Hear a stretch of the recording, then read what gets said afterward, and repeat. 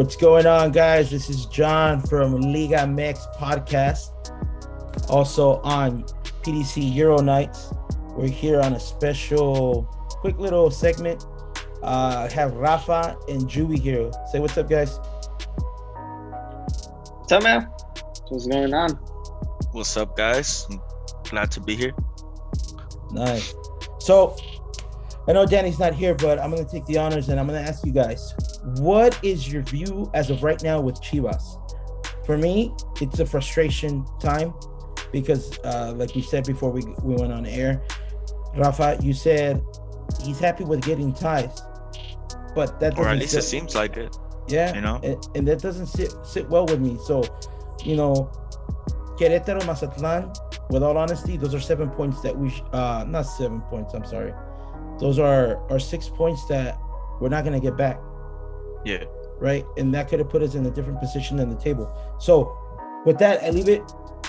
Whoever wants to take it first, just state your feelings, how you feel, and going into the Clásico Nacional, what is your confidence level with this?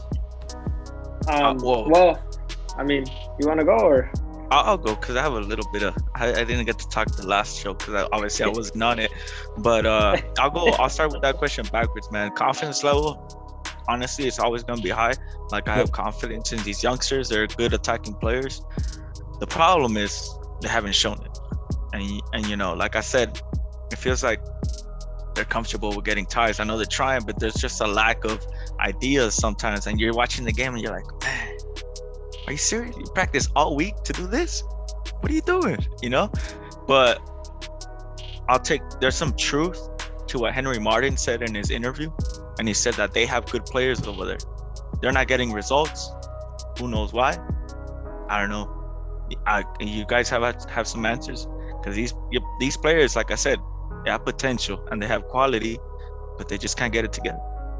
I feel like they're the best of what was offered, and we got it right. Alexi Vega has been showing us, and he's shown us that he has a high level that he can carry a team. He's done it in Clásico Tapatíos, right? JJ Macias at León, he was a beast. This season itself, I told Danny. Danny told me he scored 6 goals. In my honest opinion, it's not enough. If we're not winning, it's not enough. No. Right? And you can't put the pressure on a 19-year-old, but if he wants to make the jump to Europe, he needs to put that pressure. I'm starting to like his style of play, el corazón, los huevos que les mete, porque le está metiendo huevos. In my eyes, a number 9 shouldn't be dropping to the midfield to try to create something, to try to spark something up, and JJ Macias has been doing it. So that I can't take it away from him, but at the same time, you're the forward man. You got to make chicken salad out of chicken shit sometimes. Hey, but like you said, he's doing something similar to what Pulido did a couple seasons ago when he was at Chivas, where he would drop down and try to create with other players, trying to get these players, to start getting going, right? But yeah, man, it's not just him. There's 10 other players, and even the guys on the bench that are quality. These guys have no excuse to not do a simple, to me it looks simple from the outside. Just start creating some plays, start linking up with each other, get some paredes going, get some nice crosses with some ideas, take some shots, defend with your pride. That's all we ask. And sometimes we're like, man, dude, sit him on the bench. Yeah. And the only one, sorry, Juby, real quick. And the only one that I do see defend with pride, que le echa huevos, que se rompe el corazón, blood, sweat, and tears, with all honesty, besides, and I can't knock their heart. I can't. But Pollo Briseño is a different type of player, man, and he shows what we're asking for. I'm not saying all of them should be like that, because Molina's putting his part. As a captain, he'll throw that team on top of his back and he'll score. But there's a frustration that the tactics are not working out. So I don't want to put it all on the players, but también Vucetich. I don't know. I see a Pep Guardiola on the sideline, or even ¿cómo se llama este güey de Solari? And even if they're up, he's still yelling. They don't let the they don't take off the foot off the gas. So I don't know. Maybe you feel different, Julie. I do. I feel so. If we go back a couple games to Pumas, what's the key component between the lineups in Pumas and Mazatlán, Querétaro? Who else was it after that? Mazatlán, Querétaro. Yeah. So I love this guy. You put him in the right back, and you let him play with Antuna on that right side, and it's a whole different dynamic. I don't know why he brought in Chapito after that. And then I know you're talking about Conejo Brizuela. Mm-hmm. So for me, that game, and Conejito and Antuna didn't play well in that game. They played okay, but I felt like you were able to do much more in that instance, and I love Chapito. I love that guy. I like what he brings to the table, but I feel like as soon as they went back to Chapito being in the lineup, they kind of went back to the old Chivas, where I feel like with Conejito in the back and Mayorga on the other end. I know Mayorga has messed up a couple times here and there after that, but he played well against Pumas. Yeah, against Pumas he did. But against then against Querétaro, it looked like he got exposed a little bit. But that's gonna happen when you have two offensive players as your left back and your right back. It's gonna happen. Conejito's not a natural right back. Mayorga, yeah, he's on the left back position, but this guy spends his time up more than he does defending. So like it's gonna happen. I know it shouldn't happen, but I feel to me like they help out open up the floor, because you have guys like Alexis and Antuna who les gusta recortar para el medio, and then you have guys like Conejito and Mayorga that were coming in through the wings helping them out, and Mayorga ended up scoring a goal like that. So that's my issue. Like I know I've always said this: if you find something that works, ¿pa qué le mueves? Yeah. Well, let's look at the two games that they did win. They went out, like you said, against Pumas and against León. They went out to go get some damage done early. I feel like in the other games they felt like they sat back and tried to see if they can hit them on the counter with the speed, because obviously they have a lot of speed. The problem is that they get scored on early and they're trying to come back every single time. Luckily they have. I think it's been like, if not all 6 times that they tied, they've come back. And supposedly Vucetich is a defensive first coach. It's just not working out. It worked out better for him when he went out, and tried to propose something to the other team. 15 goals against, it's looking pretty bad, man. If they're not the worst defensive team, but I mean, with a 0 goal difference, it's not that good. Not in my eyes. And then what's killing us, also I feel is those errors de los defensas. All of them. You could put Mier in there. You could put Mayorga. Pollo makes a couple of them too. I think that's what kills us also. There's too many little mistakes here and there in an area that you can't really make mistakes. If you make a mistake, it's gonna cost you.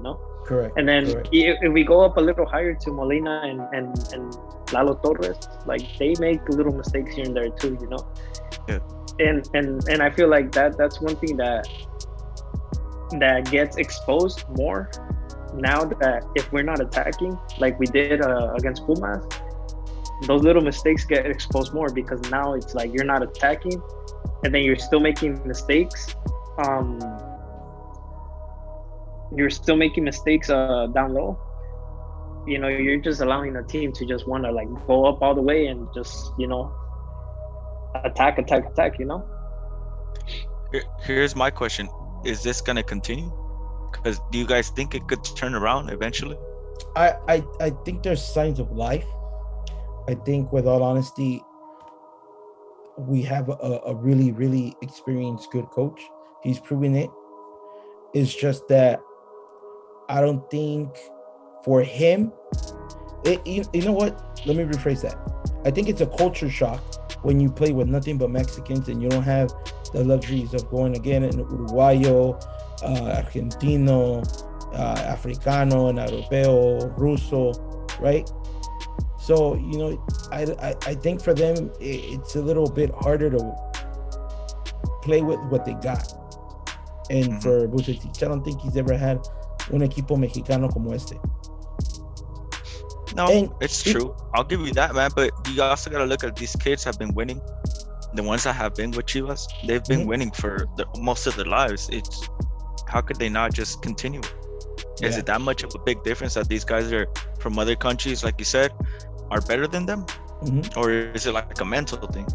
No, I think it's a mental thing, and you know what? Some of these players, sí les pesa la camisa, and even to the coaches, les pesa la camisa. Because Rafa, I know you've said it before.